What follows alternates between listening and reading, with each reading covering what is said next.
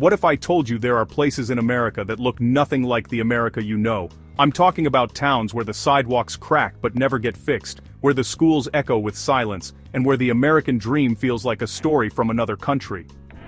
Today, I want you to come with me, not just to see the abandoned houses or the faded signs, but to really feel what it's like to live in a place most people never even hear about. These are towns that were built to last, but the world moved on, and what's left is something you honestly have to see to believe. This isn't about statistics, it's about walking the streets, meeting the people, and asking why, how, in the richest nation on earth, some towns are living in conditions we'd call third world anywhere else. Let's begin. Welch, West Virginia. Once, this was the heart of America's coal country. The buildings here, they don't just stand, they loom. Massive banks, grand hotels, brick schools built to last 100 years. You can almost hear the echoes of what used to be. But walk down these streets today, and you feel something missing. People built this town expecting it to last forever. You see it in the architecture, the wide streets, the faded murals. It was built by people who believed in tomorrow. Now, the coal is gone. The jobs faded. And what's left is a kind of silence that sits heavy on your shoulders. It's not just about poverty, it's about absence. Absence of opportunity, of hope, of the reason this place existed in the first place. You look at the courthouse steps and wonder how many stories started and ended right there. You feel the weight of memories in every boarded-up window. This was a town that mattered, and you can still sense the pride in the few who remain. But the world changed. The trains stopped coming. The work dried up. The town that was built to last was left behind. And that's what you feel the most. The disconnect between what once was and what is now. It's easy to drive through Welch and think it's just another forgotten town. But if you stop, if you really walk these streets, you sense something more. A kind of longing. A question, what happens to the places that America no longer needs? And if you listen closely, you'll realize Welch isn't so different from towns across the country. The shell remains, but the purpose has vanished. And the silence? It says more than words ever could. Presidio, Texas. You can almost touch Mexico from here. The desert stretches out, hot and relentless. This is a town at the end of the road, literally. Isolation is the first thing you feel. It's not just the distance, it's the lack of hospitals, lack of resources, lack of attention from the rest of Texas or even the country. Presidio feels systematically forgotten, a dot on the map that barely registers at the state capitol. But here's what's wild, the people. The sense of community is strong. Families have lived here for generations, helping each other, building lives in a place most would call hard. They share what they have because honestly, they have to. Still, you can't escape the feeling that Presidio is on its own. Roads get patched, not fixed. Schools struggle for funding. The closest full-service hospital, hours away. If you get sick, you wait, and you hope. The border defines life here. Every day, the river reminds you how close you are to another country. But the real border? It's the one between Presidio and the rest of America. That invisible line where support just stops. People here are proud, resilient, but there's a quiet frustration too. It's the feeling of being left out, of being invisible to the systems that are supposed to help. You see it in the eyes of teachers, in the hands of ranchers, in the sighs of elders. And that's the paradox. A place with deep roots, but shallow support. A community that's woven together, but has to fight for every little thing. Presidio is America, but it's also apart from it, in ways you only understand when you stand here at the edge. Lynch, Kentucky. Company town. You see it the moment you arrive, the neat rows of houses, the grand company store, the school on the hill, everything built with purpose, everything designed to serve the mine and the people who worked it, walk the streets, and it's all still here. The hierarchy is visible, carved into the landscape. Managers' homes with big porches up the hill, workers' houses closer to the tracks. It's a map of a different era, frozen in time. But then, you notice what's missing. The laughter of kids, the shift whistle, the crowds at the store. The mine that built this place is silent. The jobs disappeared almost overnight, and so did the reason for staying. You meet a few who remain. They talk about the old days, the dances, the sense of belonging, the pride in hard work. Their eyes light up when they remember. But then, the sadness creeps in. Because you can't live on memories. The company that once owned everything here, houses, stores, even the church, pulled out. What's left is a shell. The buildings are still standing, but the heart of Lynch is gone. There's a strange beauty to it all. The way the sun hits the old brickwork. The way nature is slowly taking back what people left behind. But it's also a warning. When a town is built for one thing, and that thing disappears, what's left? Walking through Lynch, you feel the loss. Not just of jobs or people, but of an entire way of life. And you realize, it can happen anywhere. All it takes is for the engine to stop, and the whole machine comes apart. Clarksdale, Mississippi, the crossroads of the blues. This place used to buzz with music, cotton, and commerce. But when you drive in today, you feel the slow fade, like a record playing at half speed. Storefronts are empty, factories sit silent. The river of life that once flowed in through Clarksdale has trickled down to a stream. It's not dramatic, it's gradual, a slow erosion that you almost don't notice, until you do.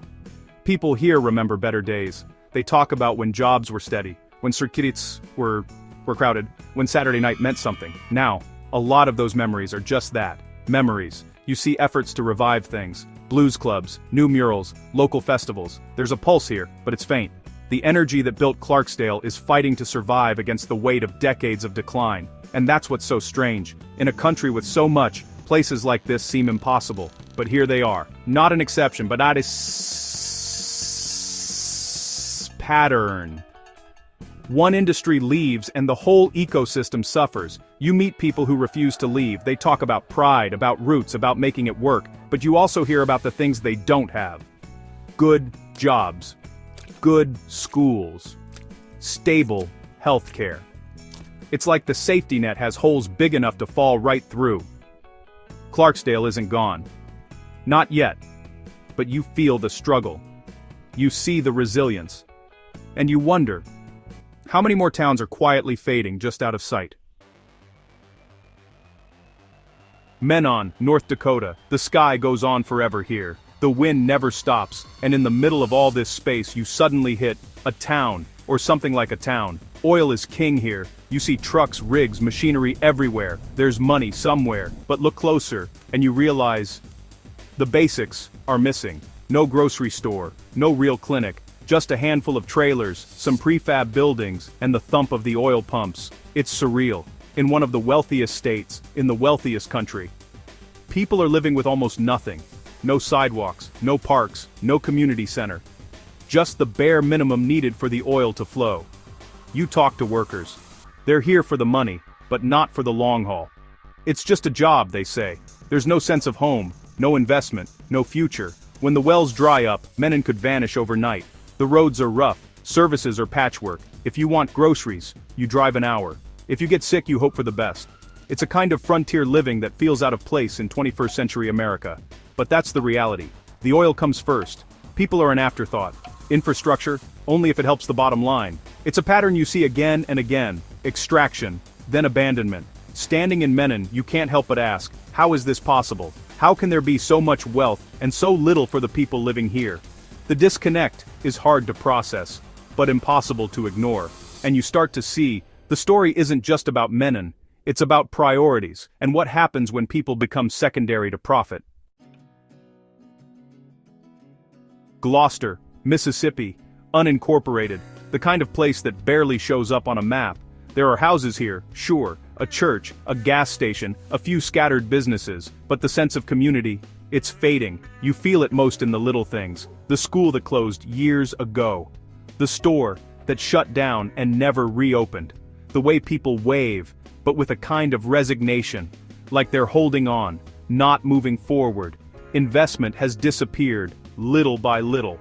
The roads get rougher, the lights dim earlier. The town isn't dying with a bang, it's just quietly slipping away, year by year. You talk to the older folks. They remember when Gloucester was lively, when families picnicked at the church, when kids rode bikes down the main road. Now, most of the young people are gone, moved to bigger towns, chasing something more. It's the kind of loss you don't notice until it's almost complete. The slow withdrawal of everything that made this place more than just a collection of houses, the fabric of community, unraveling one thread at a time, and yet, people stay, out of loyalty, out of habit, out of love for the land, but you can feel the emptiness growing. The question hanging in the air: how much longer can a place survive when so much has already disappeared?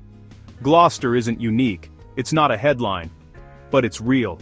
And it's happening in 100 towns just like it, all across America.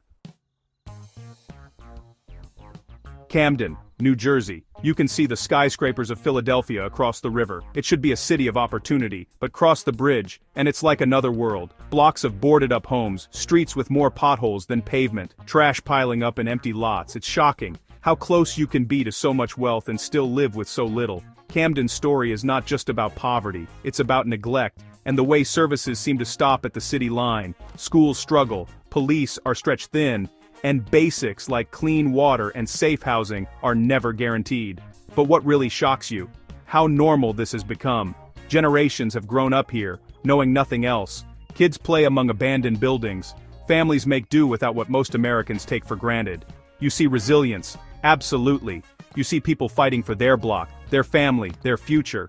But you also see the toll, the exhaustion, the anger, the sense that nobody is coming to help. Camden is a warning. It's not hidden in the middle of nowhere. It's right next to one of America's biggest cities. But the resources, the attention, the investment, they just don't make it across the river. And once you see Camden, you start to see the pattern. These aren't isolated cases. They're symptoms of something bigger, something we're not supposed to talk about but can't afford to ignore. So, what do you do with all of this? When you drive through Welch, Presidio, Lynch, Clarksdale, Menin, Gloucester, Camden, you start to realize this isn't the exception, it's the pattern. These towns, these stories, they're not rare, they're just hidden. It's easy to look away, to focus on the city skylines, the tech boom, the wealth, but once you see these places, once you walk their streets, talk with their people, you can't unsee it. The quiet, the emptiness, the resilience, the suspicion that maybe, just maybe, this is more normal than we want to admit, and that's what stays with you after visiting places like these. Not the statistics, not the arguments, just the silence, the slow fade, and the realization that, once you start noticing it, you're going to start noticing it everywhere. The third world isn't somewhere else. Sometimes, it's right here, waiting to be seen.